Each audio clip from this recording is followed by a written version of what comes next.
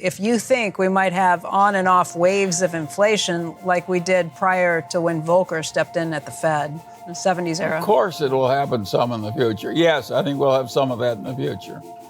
And I think more inflation over the next 100 years is inevitable given the nature of democratic politics. As we're all very much aware at this point, in 2023, the economy faces some very big challenges, and the US looks to be staring down the barrel of a decent-sized recession.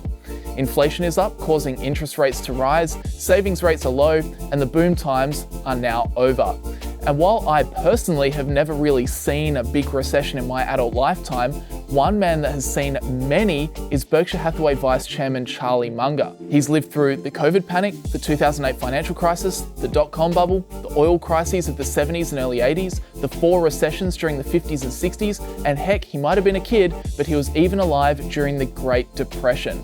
Suffice to say, Charlie has a lot of experience with investing during recessions. So in this video, let's have a look at everything he said recently on the topic at the Daily Journal shareholders meeting, and also a couple of bits of sage investing advice we can follow as value investors at times like right now. But first, let's hear what Charlie thinks of the current high interest rate environment that's been brought on by the Fed's efforts to control inflation. Given the increasing rate environment, what are the ramifications of moving away from a close to zero interest rate policy? So what do you do now that the interest rate environment is changing? Well, there's no question about the fact that as interest rates have gone up, it's hostile to stock prices. They should go up. We couldn't have kept them forever at zero. And I just think it's just one more damn thing to adapt to in investment life, is that there are headwinds and there are tailwinds. And one of the headwinds is inflation. And I think more inflation over the next 100 years is inevitable given the nature of politics in a democracy. So I think we'll have more inflation. That's one of the reasons the Daily Journal owns common stocks instead of government bonds. This is very typical Charlie Munger. If you watch interviews with Charlie going back in time, one thing you'll notice is that as soon as the conversation hits macroeconomics, that being interest rates, inflation, currency, etc., his answer is always that you kind of just have to roll with it. He never has a strong opinion on what's going to happen next or what the Fed should do or anything like that. And the reason for that is because what happens with inflation and what the Fed has to do in terms of interest rates is just totally unpredictable. You think about it this way, the Fed, who literally have their hands on the interest rate lever, can't even predict where inflation and interest rates will be in 3 or 6 months from now. They try and forecast, but they're basically always wrong. Remember, it wasn't long ago that Jerome Powell was literally holding back interest rate hikes because he thought that inflation was totally transitory. Remember that? So for Charlie, instead of trying to make some sort of short-term prediction and then make investment decisions based on that hypothesis, he prefers to just carry on as per normal and simply treat the macro as a tide that is sometimes with you and sometimes against. Charlie, Al Pitton writes in from Chicago and wants to know if you think we might have on and off waves of inflation like we did prior to when Volcker stepped in at the Fed. The 70s era. Of course it will happen some in the future. Yes, I think we'll have some of that in the future. Do you think we'll have it immediately, right now, with what the Jay Powell's dealing with? I think I'm pretty good at long-run expectations, but I don't think I'm good at short-term wobbles. I don't have the faintest idea what's going to happen short-term. And that clip really cements his viewpoint. Charlie is the first to put his hand up and say that in the short term, he doesn't have the faintest idea of what's going to happen. But as he does say in the clip, one thing he is very good at is long-run expectations. Not what will happen across the next year, but what is likely to occur across 10 or 20 years. And that's, of course, a major tenet of his investment strategy, focusing on the long term. He's made his money not by playing around with short-term bets, but by holding high-quality businesses like Berkshire Hathaway or Costco for then ultra long time periods. Did you start out having to work at delayed gratification, or is that just how you were born? No, I learned this trick early. And, you know, they'd done that experiment with the 2 marshmallows with little kids. Yeah. How long can you sit? 2 marshmallows if you wait. The little kids who are good at deferring the marshmallows are also the people that succeed in life. It's kind of sad that so much is inborn, so to speak. But you can learn it to some extent, too, so. I'm going to go home and test that out on my kids, see who does well. I was very lucky. I just naturally took to deferred gratification very early in life. And And of course, it's helped me ever since. This is hands down one of the most useful hacks that always gets value investors ahead, and it's extremely important to investing success during recessions. Delay your gratification, extend your investing time horizon, because there's no doubt recessions are painful times for stocks. As Charlie said, when interest rates are rising, of course it's hostile to stock prices. So what you really need to do is change your mindset from trying to make money now to instead trying to make investments now to make money in 10 years' time. It would be nice if we could just make money reliably and immediately, but unfortunately that's just not how the stock market works, especially in recessions. So definitely be that kid that doesn't eat the marshmallow and instead waits for two. If you genuinely have that ability, then really investing during a downturn or a recession is a hell of a lot simpler. But with that said, let's hear another key philosophy for investing well during times like this. What quality has helped you the most in life? Well, that's easy.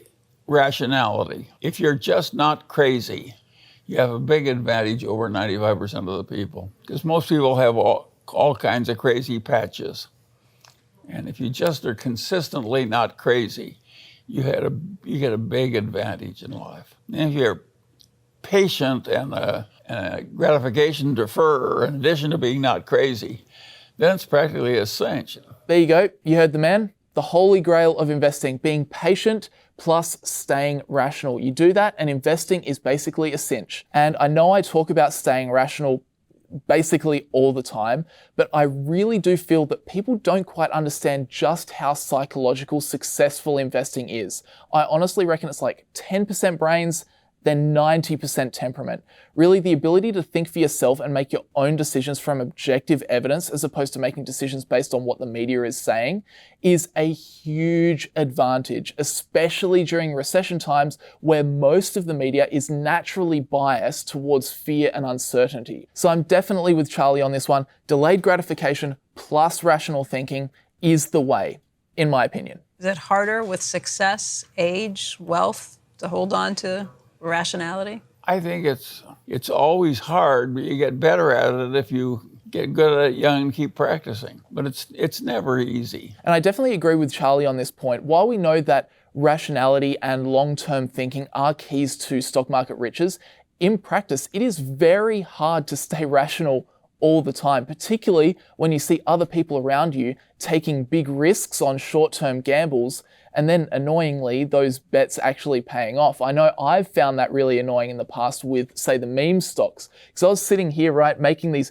great investments in really solid companies that had great long-term prospects, and then some of my mates would go out and they would just gamble on GameStop, and then they made like $1,000 in a week. It was very, very frustrating. But if you've ever found yourself in a similar situation to me, I find this bit of wisdom from Charlie really useful. You climb as hard as you can by just advancing 1 inch at a time. That's the secret of life. And now there's always somebody who's a little nuts and who succeeds. But for every guy who succeeds, there are 1,000 failures. So instead of being one of the gamblers, just stick to the tried and true method of long-term value investing. So that was Charlie's thoughts on investing philosophy during recessions, but he also highlighted some important lessons about the actual value investing strategy itself. And this first clip is all about the harsh nature of capitalism. Some of the things that surprised me the most was how much dies. The business world is very much like the physical world, where all the animals die in the course of improving all the species so they can live in niches and so forth. All the animals die and eventually all the species die. That's the system.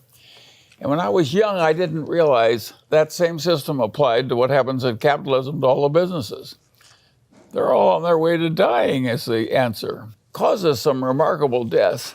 Imagine having Kodak die. It was one of the great trademarks of the world. There was nobody that didn't use film.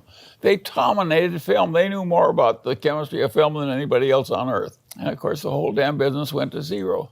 And look at Xerox was once owned the world. It's just nothing compared to what it once was. So practically everything dies. None of the eminence lasts forever. I think there are two things to take away from this clip. Firstly, it highlights the importance of having a durable economic advantage. This is the single most important characteristic to ensuring your company has a fighting hope of surviving for a very long time, or particularly during a recession. For example, Coca-Cola has been raising prices over the past year or so, while the average consumer has been hurting, and their profits have only gone up. So those businesses with strong moats are very attractive in times of economic recession. But the clip also teaches us that nothing is forever. Even companies with big moats will eventually die. Apple will die one day, so will Google, and so will Tesla. As Charlie says, Kodak and Xerox rewind the clock, and nobody could have ever imagined those companies to die. Now where are they? And this serves as a reminder to really check in with the companies you own and scrutinize them, really look over them. How have they held up during the past year? If their revenues and profits have stayed consistent or they've risen, that is a great sign they've got some sort of advantage. But if their operating income has fallen a lot, that's probably a good sign that they don't have a strong enough moat to fight against the inevitable forces of capitalism. Guy Spier was actually talking to me about this exact topic not too long ago. What is amazing to me about the period of 2022 is these companies that I yearned to own, Brandon. I was just like, wow, I would just so love to own Roku. I'd so love to own Snowflake. They're so clearly such amazing businesses. And then suddenly I look at them again with a fresh set of eyes after the share prices have dropped so dramatically. And I kind of say, how on earth did the guy you were only 6 months ago want to own these things? And it's just a simple idea. Do you, in some sense, it's like, do you make an operating profit? At the end of the month, at the end of the year, do you have cash in the bank where you get to decide where to spend it? Or, is your CFO wondering what to do with the excess cash? Or is your CFO wondering where to get the money to fund your operations and your plans? So just like how Guy went back and reevaluated Roku and Snowflake, it's a good time for us to do the same with our own portfolios. Highlight those businesses that simply can't deal with tough economic conditions, because holding great businesses always comes first. When you're evaluating a company for potential investment, what do you place the most emphasis on, the business or the management? And do you differ with Warren when it comes to what you place first? No, I don't. I think we're the same. I think we like the business great first. And then second, we want a great manager. But we have not made a huge success by investing in great managers who take over lousy businesses. That is not the way we rose. And can a great business be run by a lousy manager? The inverse? So, sometimes Coca-Cola was run for years by a man with very severe mental impairment. And the directors just assumed he was drunk and let him stay there year after year. Now, that's my idea of a wonderful business, that you can be mentally defective and run it pretty well. That was Coca-Cola in its heyday. Charlie has spoken about this many times in the past, but obviously holds true in any time period. The absolute most important thing is to ensure whatever you hold is fundamentally a good business. It has great economics. It has a great moat. It generates a lot of cash. It doesn't have too much debt. It doesn't rely on raising more money to survive. Because in those instances, if a recession hits, it'll still be all right. If it cops a bit of mismanagement, it'll be all right. If a factory blows up, it'll still be all right. The business itself has those characteristics that make it resilient, and that's what you really want to look for at times like right now. And another thing to remember is to stay honest. If you had some speculative, Web3 company in your portfolio that is now hemorrhaging cash, don't let your brain trick you into believing all is fine. If I had to name one factor that dominates human bad decisions, it would be what I call denial. If the truth is unpleasant enough, their mind plays tricks on them and they think it isn't really happening. And of course, that causes enormous destruction of business, where people go on throwing money into the way they used to do things, even though it isn't going to work at all well in the way the world is now, having changed. So at the end of the day, don't fall into that psychological trap. Don't persist with something that you should really be getting rid of. Have your investing checklist, go back over it with each of your investments, and highlight all of the yellow or red flags. So overall, my takeaways in terms of investing lessons from the Daily Journal shareholder meeting were definitely number one, stay rational while the sky is falling. Number 2, focus on the long term and decisions become a lot simpler. Number 3, successful stock market investing is a game of taking small step after small step until eventually you've covered great ground. Number 4, look for strong moats in tough times. Number 5, keep up to date with the companies in your portfolio and chuck out the losers if you need to. And number 6, don't let denial creep into your decision making. But with that said, I want to hear from you guys. What is the best investment lesson or maybe best quote you've ever heard from Charlie Munger? Definitely leave that stuff down in the comments below and let's keep the discussion going. But apart from that, guys, please leave a like if you did enjoy the video, subscribe if you'd like to see more. And with that said, I'll see you guys in the next video.